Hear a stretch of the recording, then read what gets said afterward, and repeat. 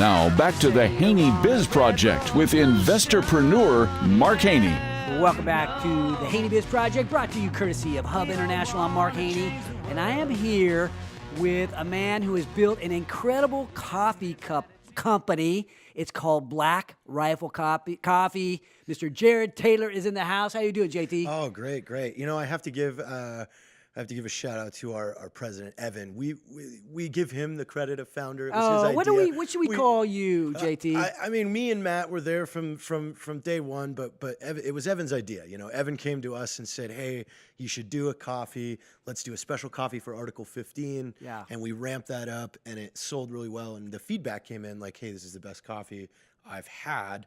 Can you guys do it again?" And Evan was already like, "I'm already on it, guys. We're starting a coffee company." So now Article 15 happened prior to Yes. the coffee company. Yes. Talk to us about how the whole thing got started, and maybe try to give us an overview of the entire enterprise. So at the time, back in late 2012, early 2013 timeframe, I was running my own personal photography studio and video editing and production with a friend of mine named Gary Stevens, who's our chief graphic designer at Black Rifle Coffee now. So pretty much everything you see is coming out of Gary's head. Okay.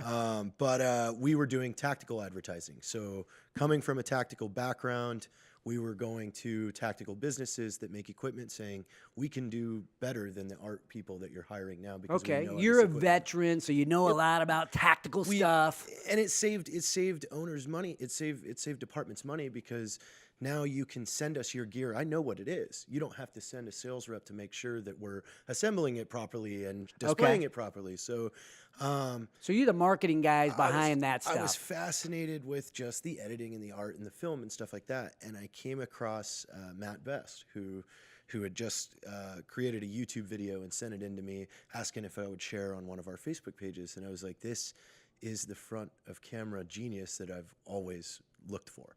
Okay. And literally my first message to him was, "Fly to El Paso, please." The front of camera genius. So Yeah. he is the talent. Yeah, so he flew out to El Paso. We brainstormed all kinds of cool ideas, and then essentially it was like, you know, I was telling him about the tactical industry. I go, you know, these brands are going to try and scoop you up, but at the end of the day, you'll never know how much you truly grew their business, or we can start our own. And he was like, "Well, let's start our own." Okay, So went to work that weekend on creating a logo, and we came out with, you know, we had saw a gap in the military market where everybody was too serious. Every military apparel site was all about, I'm a soldier, I kill, I do this, I do that, I'm a Spartan, whatever. Like, Yeah. And we were like, oh no, we're just gonna make fun of ourselves. So Article 15 is actually what you get in the military when you're in trouble. Okay. So we created Article 15 clothing and just came out the gate with super edgy and quality, like in reference to relatable military jokes. Okay. In video content. And Well, it's interesting that you took this. We're talking about a large opportunity, and you look for a very narrow portion, and you focused a marketing approach that was very specialized and even kind of narrow, right? Going after the military side of things. And now, how has it worked out for you? Obviously, with that focus, you're able to really attract some loyalty. we saw within the first few months of us pushing hard was that these guys want to be spoken to like that. They like the jokes and they relate to the jokes, and too many brands and companies out there were too afraid to go down that road, not realizing that, you know, a soccer mom that's going to be offended by one of our jokes doesn't buy a Benchmade knife. So why do you care if you're getting edgy and in your marketing when it comes to But this? that controversial aspect of the way you guys do business, I mean, how has that helped or hurt your business? Because I can see a lot of people being offended by your controversy. Or is that controversy part of your brand? The people that are offended by anything that we do are not the people that are ever going to buy our products. So we don't care. Yeah. Well, I mean, just as a guy that's, sitting here going, everybody could be an entrepreneur, we have this, wide open embracement of the population, I suppose, on this show. But narrowing that target, obviously it's been effective, but there's been no drawback in being Not when it comes to business. I mean, yeah, we've seen some times where we caught flack trying to visit soldiers in the hospital, specifically Brooks Army Medical Center. Their senior staff was just like, we were trying to go visit guys that were writing into us saying, we are hurt and we would love for you to come see us. And they were giving us flack trying to get there. Like over, and it was over like, well, you guys are a for-profit company. We're like, so your injured soldiers are asking us to come visit you. Why are you giving us pushback on this? So you guys relate very well to the guys that are over risking their life for our country, which is, I think that's an area where I relate pretty well to, having my son be an infantry Marine and actually taking one for the team in Afghanistan. But now you are not based out of Sacramento, but you're here in Sacramento. Why? I came up here for your show. Well, for the show, no doubt. But there's a secondary reason that you are here. You're here with a mutual friend, Yes, Mr. Jordan Darling. Jordan Darling is responsible for why we're here right now. Yeah. Jordan Darling, for those of you who don't know, he's been on the show. He is building, or has built, the first electric jet ski. It's a super lightweight watercraft. His company is based here in Sacramento, and he's got guys coming from all over the planet to find a way to buy his jet ski. Why did you love Jordan Darling jet skis so much, and what brought you to Freeform? Well, it was recently, it comes back to kind of my title, Okay. which now is the Vice President of Business Development because, we're growing up. Okay. But it used to, Evan, our president, used to call me the Chief People Collector because it's Okay. like, hey, I want that market. Go find out who's good in it and who people respect in it, and let's all become friends with them. So recently I've been just towering into the action sports market, and I've become friends with a lot of the Nitro Circus staff and crew and athletes, and I've always wanted to ride a stand-up jet ski, and finally I'm like, hey, I want to get one. And when I asked them, who do I go to for an awesome stand-up jet ski, they all pointed to Freeform Factory. To Freeform, yeah. And so you're getting one made here, custom. Is it It's is it done. for you personally or Yes. for Black Rifle? Well, it's for Black Rifle. Okay, it's so wrapped in Black Rifle. Jordan and I are. It's a business expense. Yeah, of course.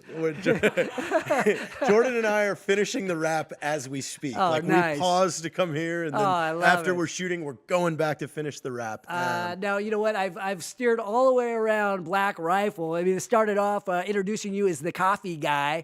Let's talk about the coffee part of your business. What's going on with Black Rifle Coffee? So we're experiencing a lot of growth this year. We're up to over 85 employees. Wow. We bought a building in Salt Lake City, 41,000 square feet on 3.5 acres. So we're settling into that. We're doing a lot of construction in the building to make it work for us and focusing on our core competencies of the business, which is roasting and producing coffee and content and marketing. Right. And what business are you attempting to disrupt in Black Rifle? Or maybe you're not even attempting to disrupt. What's your niche, and how are you most different on the Black Rifle coffee side of things? Well, we have seen that coffee over the ages has always been predominantly essentially owned by kind of a hipster mentality.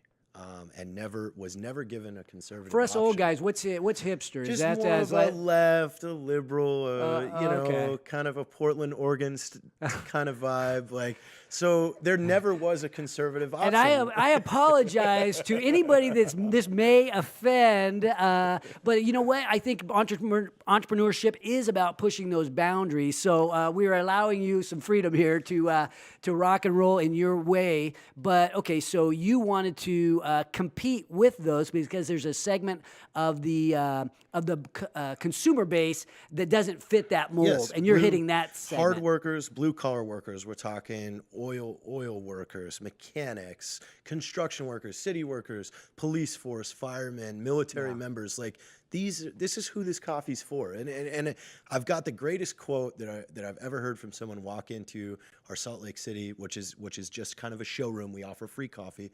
He just said, "This coffee shop, I don't feel guilty walking in with drywall all over my pants."